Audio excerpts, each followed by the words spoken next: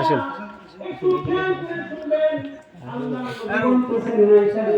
তোমাকে ঘুমানো রাখবো একটা অন্যায় একটা হজ করতে বলেছি আয়েশা, এই আমল করার জন্য তোমাকে মক্কা মদিনায় যাইতে হবে না।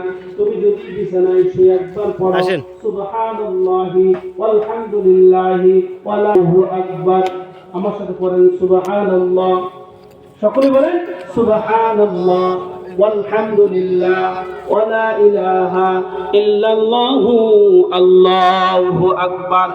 এই কথা যদি তুমি একবার পাঠ করো, আল্লাহ রাব্বুল আলামিন তোমার আমলনামার ভিতরে একটা উমরা একটা হজ করার সব লিখে দিবে। জোরে জোরে কোন সুবহানাল্লাহ। ভাইরা, আপনাদের মনে খুব কষ্ট দিলাম আমি, না? খুব কষ্ট হলো আপনাদের, কষ্ট হলে মাফ করে দিন। যে আমলের কথাগুলো বললাম, আমার